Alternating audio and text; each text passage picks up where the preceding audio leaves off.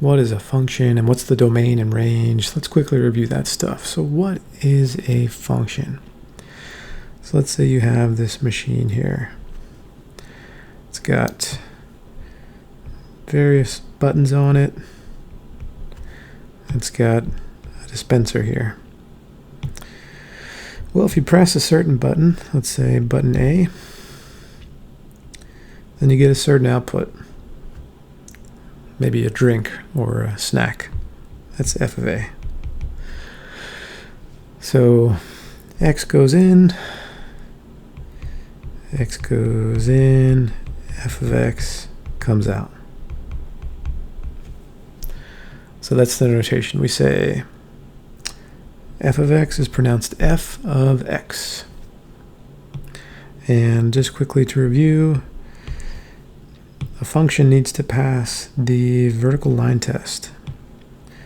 In other words, every input must have exactly one output, like so. But if we did this, that has two outputs. So that fails the vertical line test, so that is not a function. Okay. So let's quickly look at a couple of functions. Let's say f of x equals 2x plus 3. Well, f of 4 equals 2 times 4 plus 3, which equals what? 8 plus 3 is 11. Okay. So that is a function. So why does this notation matter? Why do we use this notation? So it's precise and it's flexible and it works for any input. So if we wanted to do like temperature T or cost of N, that would be like temperature at a certain time or cost of a certain, I don't know, number of things. The function just helps you keep track of what you're trying to do.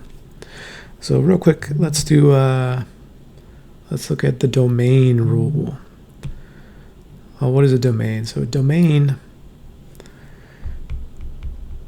are the inputs allowed. I'm getting pretty sloppy here, writing all over the place. So the domain are the inputs that are allowed. So if we have f of x equals square root of x, then x has to be greater than or equal to 0. Because you can't have a negative square root, at least not in the real number system. Okay, we'll continue with range next. Hope that helps. Thanks for watching.